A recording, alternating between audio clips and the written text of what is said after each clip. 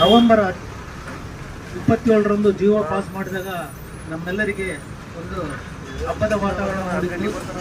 ತದನಂತರ ಅದಕ್ಕೆ 30 ದಿನಗಳ ಕಾಲಾವಕಾಶ ನೀಡಿದಾಗ ಇನ್ನೇನು ಜೀವೋ ಆಗಿದೆ, 30 ದಿವಸ ಅಬ್ಜೆಕ್ಷನ್ ಏನು ಇರಂಗಿಲ್ಲ ಅಂತ ಅಂದ್ಕೊಂಡ್ರು. ನಮ್ಮ ತಾಲೂಕಿನಲ್ಲಿ ಮಂಡಲದ ಕಾನ್ಸೆಪ್ಟೇ ಯಾರಿಗೂ ಗೊತ್ತಿದ್ದಿಲ್ಲ.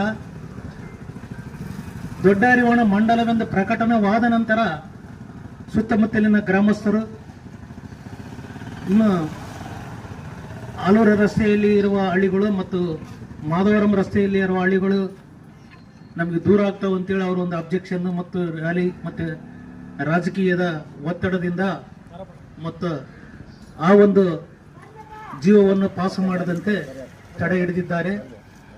ನಮ್ಮ ಗ್ರಾಮಕ್ಕೆ ಇಂಥ ಒಂದು ಕಾರ್ಯಕ್ರಮಗಳು ಯಾವುದೇ ಒಂದು ಸರ್ಕಾರದಿಂದ ಸೌಲಭ್ಯ ಸಿಗ್ತಾವ ಅನ್ನೋದಾಗ ಪ್ರತಿಯೊಂದಕ್ಕೂ ಅಡ್ಡ. ನಾನು ಚಿಕ್ಕವನಿದ್ದಾಗ ಈ ಊರಿಗೆ ಕನ್ನಡ ಹೈಸ್ಕೂಲ್ ಬರ್ಬೇಕಂತೇಳಿ ಸರ್ಕಾರದವರೇನವ್ರು ನಮಗೆ ಸುಮ್ಮನೆ ಕೊಡಲಿಲ್ಲ. ಗ್ರಾಮದ ಹಿರಿಯರು ಆಜ್ಞಾನ್ ರೆಡ್ಡಿ ಅವರು ಹಾಗೂ ವಿಶ್ವೇಶ್ವರಯ್ಯ ಸ್ವಾಮಿ ಅವರು, ಕೊಟ್ಟಿಗೆ ಹನುಮಂತಪ್ಪನವರು ಅವರೆಲ್ಲರ ಹೋರಾಟದ ಫಲವಾಗಿ ఆ ದಿನ కన్నడ హైస్కూల్ ప్రారంభ ఆಯಿತು. తదనంతర ఆయన మీద కోర్టులో కేసు వేసినాను, మీరు ఊహించుకోవచ్చు. ఆయనకు నాకు చాలా బాధ. ఆయన ఈయన ఇంక మాడదండి, మళ్ళీ నేను ఏం చేయాలా? పంచాయతీకి వచ్చే డబ్బులు, ఆ పంచాయతీకి వచ్చే డబ్బులు రామచంద్రకి వేస్తే ఇల్లు కట్టాలంటే మీరు నమ్మరు. అంటే ఎట్లా ఉంటుందంటే ఆ రకంగా చేస్తేనే మనం సాధిస్తామని చెప్తున్నాం. ఆయన పాపం మల్లికార్జున స్వామి తరఫున కాంట్రాక్ట్ చేస్తున్నారు. నేను కాంట్రాక్ట్ బిల్ అటాచ్ చేసినాం. అప్పుడు రామచంద్ర చాలా కోపం వచ్చింది. కడిగిన స్వామి కెలసలప్ప ನನಗೆ గుర్తులప్ప అಷ್ಟೇ పంచాయతీ ఇచ్చినాడు. చెప్తున్న ఉదాహరణకు రామచంద్రుడి మావాడే, కానీ రామచంద్రుడి మావాడైతే ఏం చేస్తా, మావాడు చేసాక ఉల్లి పెడదామా? అదేవిధంగా ఇంకోటి కూడా మా కుళాయి డబ్బులు వసూలు చేసేంత జాగ్రత్తగా పెట్టేసి మన 1/2 ఎకరా ల్యాండ్ ఇవ్వడం జరిగింది మన కుప్పలదడ్డి వాళ్ళు.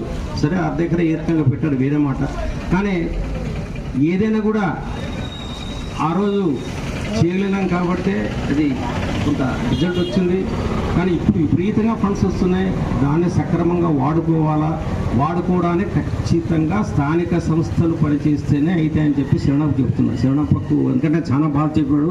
దీనికి స్థానిక సంస్థలే సార్, మున్సిపాలిటీ పంచాయతీలు వీళ్ళు చేయలే తప్ప ప్రభుత్వాలు ఏమి చేయలేవు. మనల్ని గౌరవించుకోవాలా, మనం గౌరవించుకుంటే అందరూ కామగా చట్టాన్ని గౌరవించాలి. అది నేర్చుకోండి, ఫస్ట్ చట్టాన్ని గౌరవించుకోవాలి. నేను మొన్న చెప్పాను, ఇంకోసారి రిపీట్ చేస్తున్నా సభలో, మనమే అనర్హులుగా ఉండి పెన్షన్ తీసుకుంటున్నాం. గుండె మీదే చేసుకొని